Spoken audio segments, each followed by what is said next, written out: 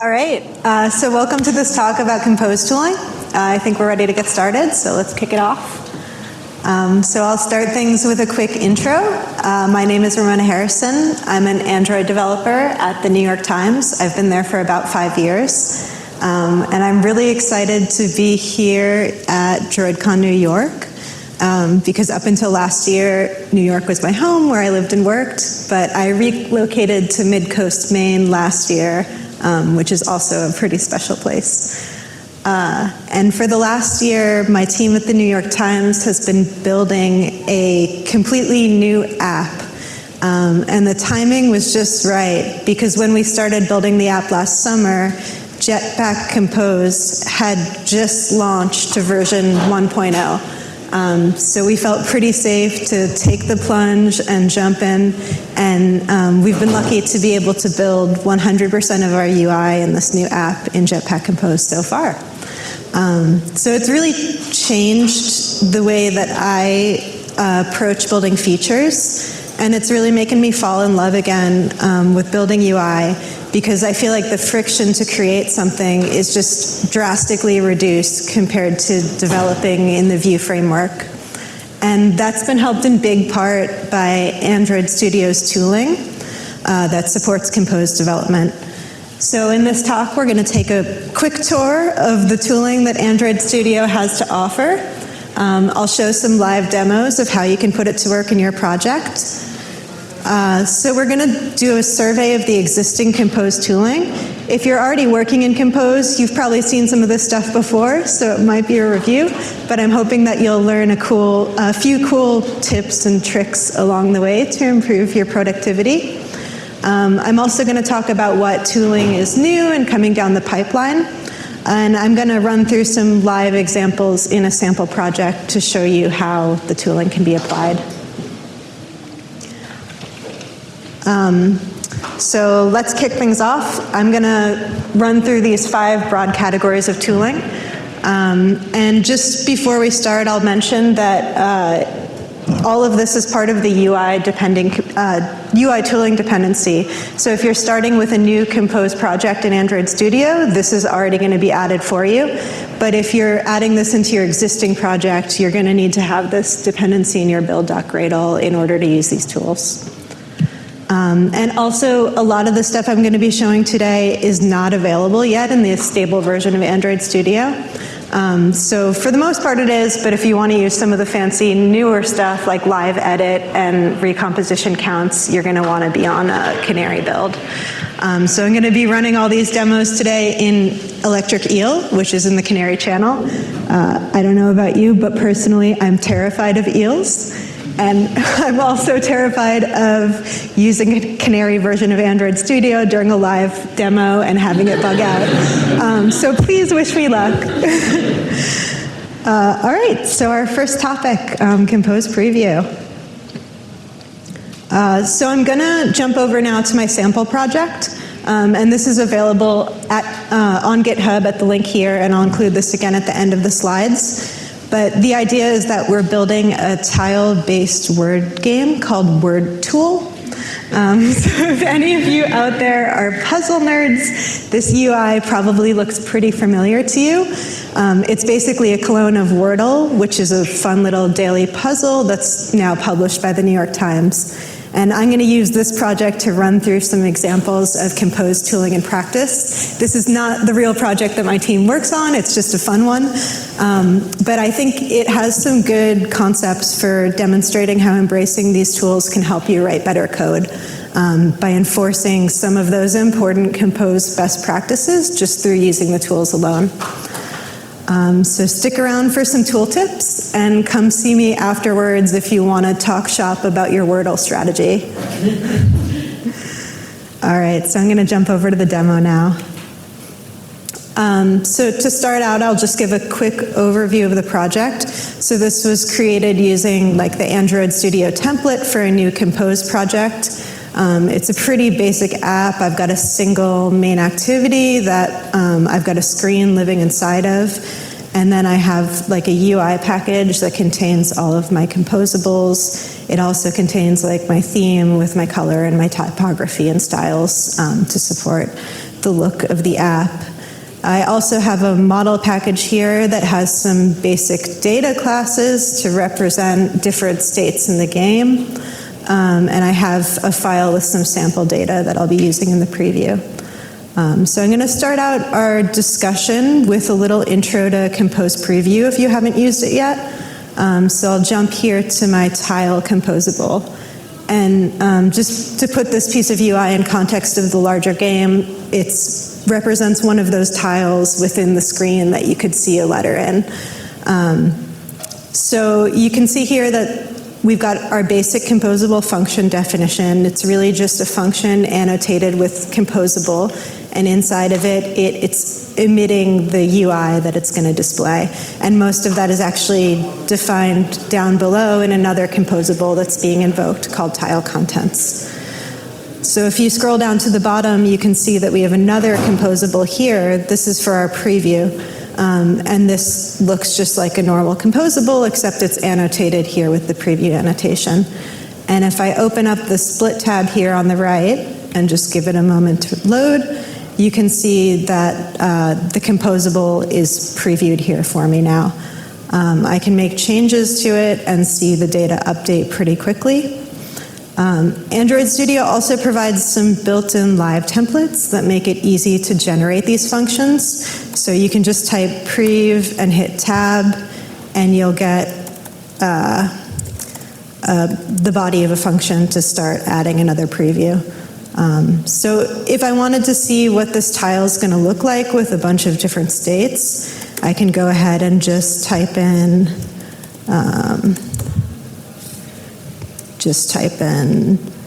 some other examples of the data, and I'll see them load right up right away. So like I want to see what it looks like in a correct state, and then maybe also in like the state where you're kind of right, but the letter's not in the right position.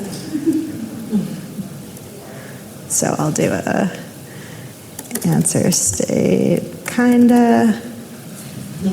Whoops, that was not what I wanted to do.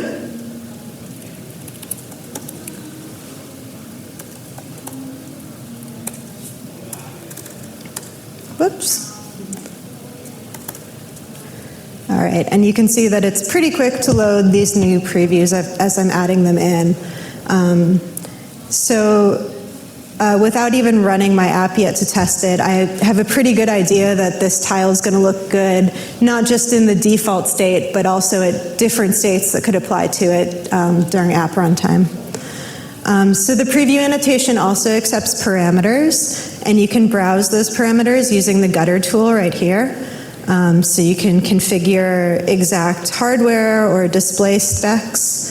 As you can see, the parameters allow you to target like specific form factors, including like desktop and watches. So those are pretty handy. And you can also, anything that you add here is just going to apply itself automatically. So if I do like a label that says correct there, that's just like a name parameter that makes it easy to organize your previews when you've got a lot of them that you're managing. So a lot of devs or teams have a range of hardware and display specs that they know they want their app to look good on. So starting in Android Studio Dolphin, which is in the beta channel right now, you can create multi-preview annotations. So the idea with this is you create a preview spec for each of the devices that you know you want to be able to look at your UI under. And you stack those all on top of a single annotation class called whatever you want it to. In this case, I'm calling it device previews. You can also combine these together. So for example, here I'm making another custom annotation class called theme previews, and I've stacked these together into a single class combined previews. So now when I apply this combined previews to my preview composable, with just this single composable definition, I get a copy of the preview emitted for every one of those specs that I've defined above. So it's a quick way to know that my UI looks good in night mode or tablet or any of those other permutations that might show up in.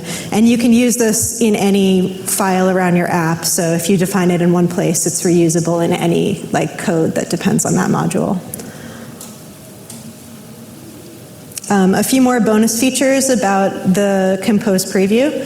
So if I open my fancy custom keyboard class, because every good app needs a fancy custom keyboard, I can take a look at it in the split tab. If you hover over different parts of the preview, it will outline the bounds of those composable, which is really good for reasoning about how your layout is fitting together. You can also right-click to copy the image. This is like a super useful tool if you're working on a piece of UI and you need quick feedback from your designer. You can just copy the image out, paste it into Slack, send it over, and get a response. And then a double click within the bounds of anything on the preview will take you to the definition in the code. All right, so in my workflow, I've found that being able to preview the UI with a bunch of different data inputs in parallel is where Compose Preview really shines and saves me time. So for this project so far, I've just been using some sample data from this file right here, which is fine when you're working with like one-off pieces. But when you're dealing with a larger set or trying to review something like a lazy list, it might be useful to manage your data with a preview parameter provider. So if I jump into my board composable, so you can see here that I've got a composable that defines a column, and that's composed of a bunch of different rows, and that makes up my board. So as I'm developing this UI, I want to be able to preview what the entire game board is going to look like at many different stages of the game. So I want to see what it's going to look like when a player is just playing their first word and hasn't submitted anything yet. I also want to see what it looks like partway through the game when they've guessed some stuff right and some stuff wrong. And then finally, I want to see how it looks at the end once they've submitted a winning word and the board is in a completed state. So down here, I've described a preview parameter provider. And so basically, all that I need to do is override this values field here to provide a sequence of the sample data that I want. And because it would be a bit tedious to craft all of these board state data classes by hand, and because I don't have a real view model that's able to run for the preview, I've just got a helper function down here that's turning a list of strings as well as a solution into like a valid piece of board state data. So to apply this parameter to my preview, all that I'm doing is annotating the data class that I'm passing in to my preview, which is board state, with this preview parameter, and naming my provider class here. And then you can see there's just a single preview composable here that's accepting that board state. And if I look at that in the split view, I'll see that I get one copy for each of the items in my sequence. So that can be really handy for dealing with larger sets of data, or like a lazy list where you're dealing with a list of data if you want to generate something like random names. There's also some built-in preview parameter providers for things like lorem ipsum and that kind of stuff that comes in handy as you're developing. So you may have noticed that so far we've been able to develop and observe a lot of the UI of this app without even running it, which is probably not a great practice, but it's pretty handy that we've been able to do that. So from just the previews alone, I know that my tiles and my rows and my boards are all looking pretty good visually, and they might even be complete. And I haven't had to run the app a single time. And this has been fairly straightforward because so far all of my composables just take data classes or literals as parameters, so it's easy to mock inputs for the preview. I actually think that one of the great things about adopting Compose Preview into your workflow is that it forces you to architect your composables so that they don't depend on stateful components.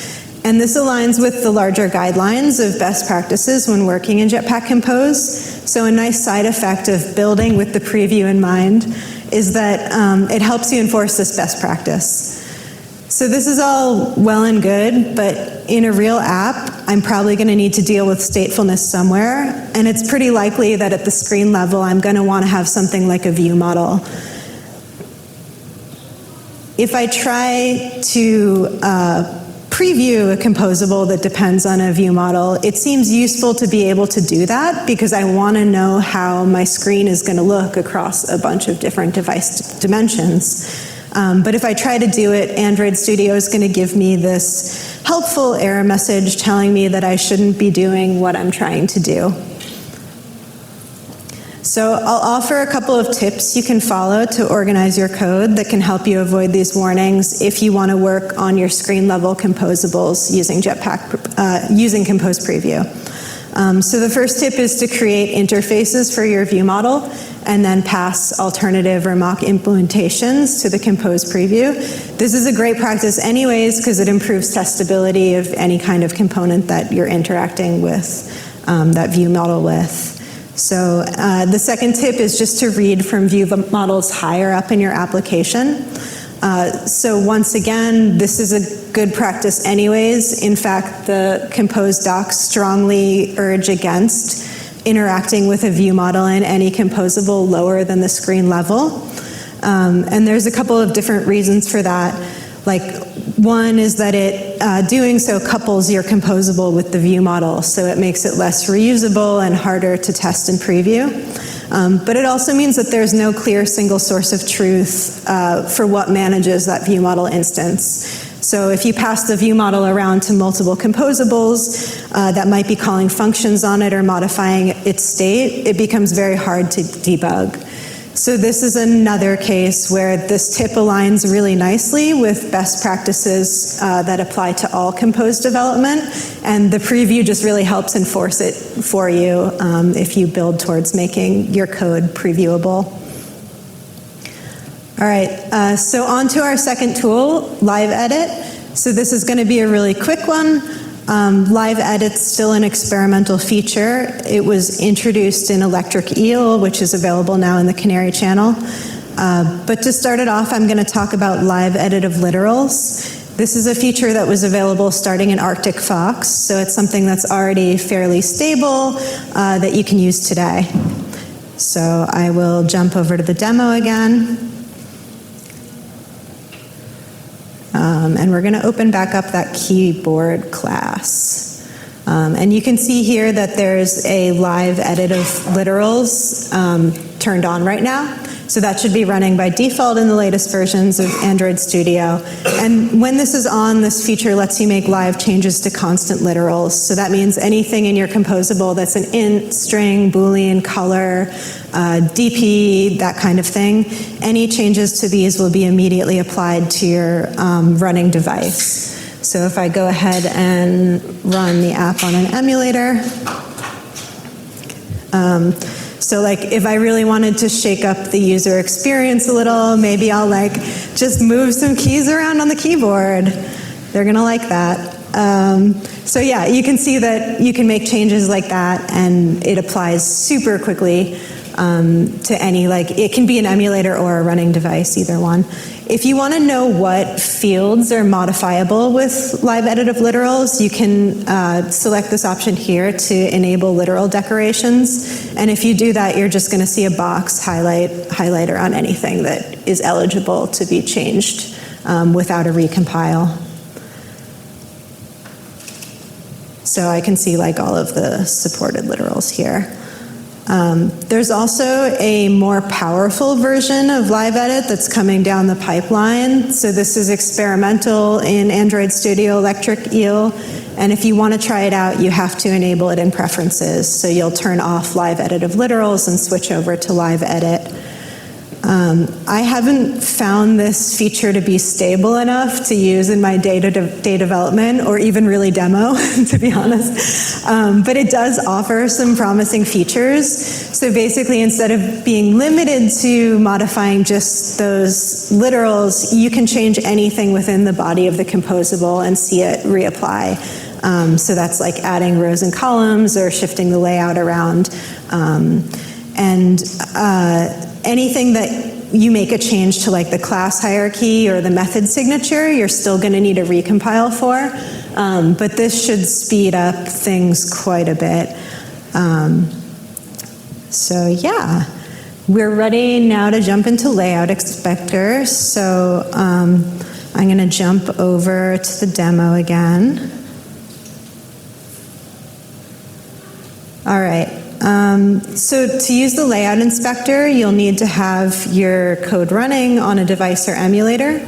And basically, you're just going to select this layout inspector tab down here.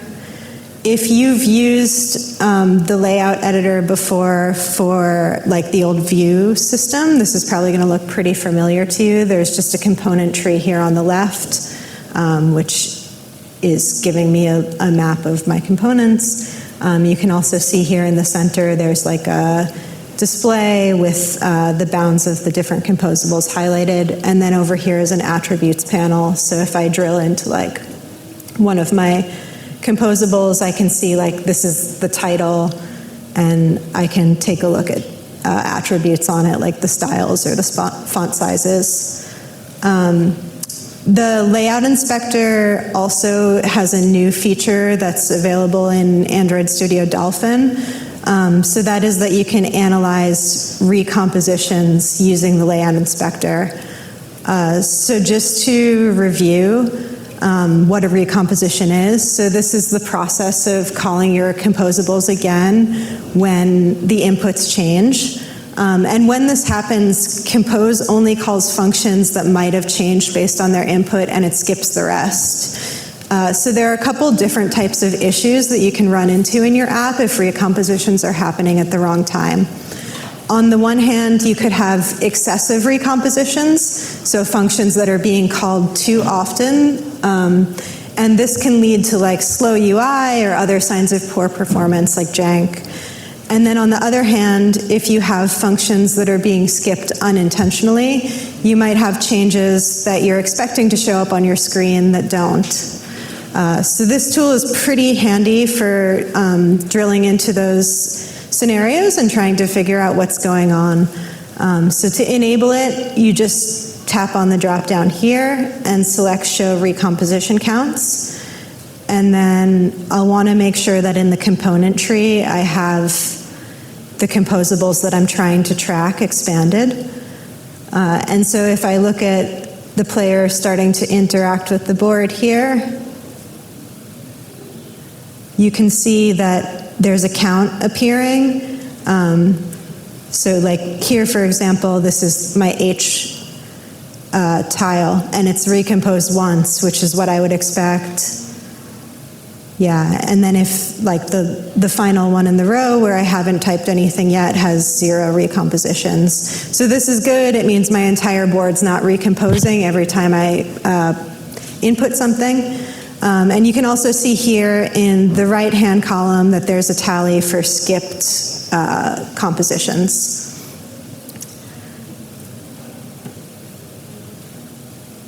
And then finally, the last tool that I want to talk about is Animation Preview.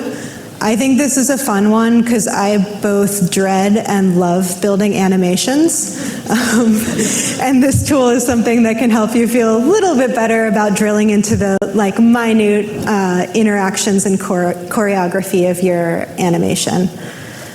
So Animation Preview is available starting in Android Studio Chipmunk. And it currently supports previewing animations with just 2 different APIs, the Animated Visibility API and the Update Transition API. But I believe that other types of animation support are in the pipeline, so hopefully that's something that will be available soon. But let's take a look at the tooling in the demo just to see how it works. So if I jump into my Animation Preview, I'll close out of the Layout Inspector here. And we don't need an emulator running for this. This is all just going to be happening in the preview. Here I have a new composable animating row, and this is just like the word row that I've been using elsewhere, except it does a fancy little spin that you might be familiar with from the Wordle puzzle. So the idea is that when you get a letter right, all of the tiles will flip around, and that'll make you feel like you've just won the jackpot. So you can see that I'm using the Update Transition API here. And when you're using a supported animation type, this tool is going to show up automatically for you. So you can see that there's now like a new icon here in the preview that says Start Animation Preview. And if I go ahead and tap on that, I can expand my row state down and see that I have 5 tiles in my row. I can run the animation. Oh, that's interesting. It didn't run. All right, let's try starting it up again. This is what you get for using a canary during live demos.